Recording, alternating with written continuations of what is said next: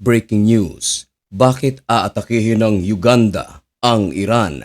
Ano ba ang relasyon ng Israel at ng Uganda? Ano ba ang ginawa ng Israel sa Uganda kung bakit ganun na lang ang pagmamalasakit ng Uganda sa Israel sa giyera na kinakaharap nito sa Iran?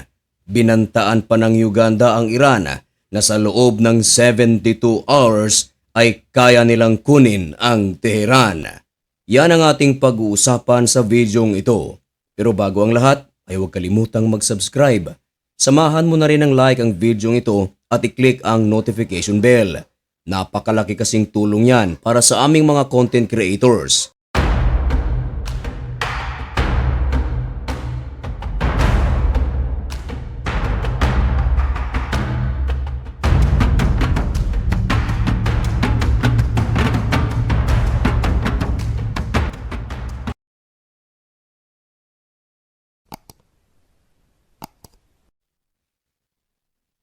Maligayang pagbabalik mga kaibigan. Kumusta kayong lahat? Ngayon ay March 30, 2026 at nagbabaga at napakabagong balita ang ating ihahatid sa inyo. Ito ay may kaugnayan pa rin sa giyera sa pagitan ng Amerika, Israel at ng Iran. Paakyat na sa 2 buwan ang digmaang ito at hanggang ngayon ay wala pang sinyales ng pagtatapos. Marami ng mga bansa ang nadamay. Marami ng bansa ang nagbigay ng mga komento, may mga pambabanta. Pero sa pagkakataong ito mga kaibigan, nagsalita ang isang republika at ang republikang ito ay tumatayo in favor of Israel. Ito mga kaibigan ay ang Republic of Uganda. Makikita sa mapang ito na dihamak na talagang napakalayo ng Iran sa Uganda. Pero sinabi ng Uganda mga kaibigan na kaya nilang sakupin ang Tehran sa loob lamang ng 72 hours. Pero ang tanong mga kaibigan, bakit nagsalita ang Uganda ng ganito? At bakit galit sila sa Iran? At bakit tumatayo sila in favor of Israel? Unang reason mga kaibigan, ayon sa leader ng Uganda na si Muhoozi Kainerugaba, tumatayo sila in favor of Israel sapagkat sila daw ay Christian. Iniligtas daw sila ng anak ng Diyos na tinatawag na si Hesukristo at naniniwala sila na si Jesus Christ ay nanggaling sa Israel. Kaya malaking bagay para sa kanila ang Israel. Isa ito sa mga reasons kung bakit tumatayo sila in favor of Israel. Dagdag pa ng Uganda na si Jesus Christ lamang ang may kapangyarihan na magpatawad ng mga kasalanan. Dinagdagan pa ng bersikulo ng Uganda na matatagpuan sa Deuteronomy chapter 33 verse 29 at ganito ang nakasulat. Declares Israel, blessed as the people saved by the Lord, their shield and sword, guaranteeing victory over enemies. Yan ang bersikulo na ginamit ng Uganda laban sa Iran. Pinaniniwalaan mga kaibigan at alam na ng buong mundo na talagang magkalaban ang Israel at Iran at ang pinanghahawakan ng Uganda na maipapanalo ng Israel ang gerang ito sapagkat matagal na raw itong sinasabi ng banal na aklat. At ang pangalawang reason ng Uganda kung bakit kinakailangan nilang protektahan ang Israel. Sapagat noong 1980s hanggang 1990s, noong ang Uganda ay walang-wala, tanging Israel lamang na bansa ang tumulong sa kanila.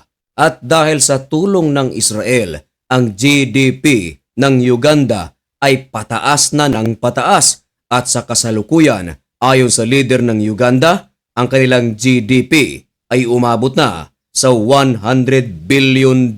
Isa sa mga pinakamataas na GDP sa Afrika. Yan ang mga reasons kung bakit kinakailangan nilang tulungan ang Israel.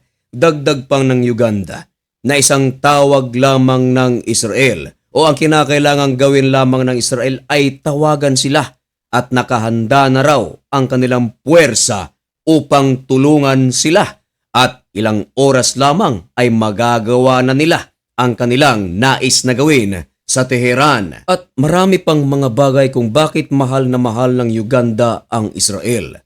Maliban sa pagtaas ng kanilang GDP, maliban sa kanilang religious factors, meron din silang tinatawag na strategic military and political ties at ito ay pinangangalagaan ng kanilang presidente na si Yoweri Museveni. Kasama rin sa kanilang cooperation ang kanilang intelligence system.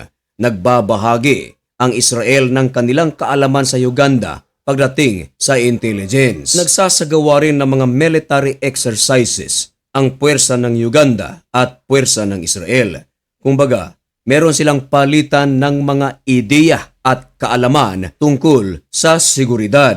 Dagdag pa ng Uganda na ang Israel has the right to exist. Pero hanggang ngayon mga kaibigan, ang Israel ay hindi pa tumatawag sa Uganda ng tulong at patuloy pa ang bakbakan. Patuloy rin ang ginagawang pag-atake ng Iran sa kalagitnaan ng Israel. Hindi maikakaila na marami din ang mga nawawasak sa loob ng Israel. May mga nasusugat, ang pinakamasaklap, meron ding mga nasasawi. Pero ang Israel ay hindi rin nagpapatalo. Nagsasagawa ng mga malalaking airstrike mismo sa loob ng Iran gamit ang kanilang mga fighter jets. Marami ng mga nuclear facilities ang nawasak, mga military bases, maging mga drone factories ay hindi pinaligtas ng puwersa ng Israel. Ang tanong lamang mga kaibigan, tatagal kaya ang Israel sa gera nito laban sa Iran? O baliktarin natin, tatagal kaya ang Iran sa laban nito sa Israel, lalong-lalo na't hindi lang Israel ang nagsasagawa ng pag-atake, kundi maging ang puwersa ng Amerika ay nagsasagawa rin ng mga matitinding airstrike. Katakataka rin mga kaibigan, gumagana pa kaya ang Iron Dome air defense system ng Israel sapagkat marami ang mga nakakalusot at nakapagtataka rin, meron pa kayang air defense system ang Iran sapagkat kung meron, bakit hindi nadedetect ng Iran ang mga fighter jets ng Amerika at ng Israel? O baka naman, meron silang mga air defense system, kaya lang hindi ito kayang i-detect dahil mga high-tech ang mga fighter jets na ginagamit ng Amerika at ng Israel. Mga kaibigan, ano ang inyong masasabi tungkol sa nagpapatuloy na gerang ito? Matatapos kaya ito? Magpapatuloy kaya ito? Sino kaya ang matatalo? Sino ang mananaig? Ipaalam ang inyong mga komento at opinyon dyan sa comment section. May God bless you and thank you so much for watching. Goodbye.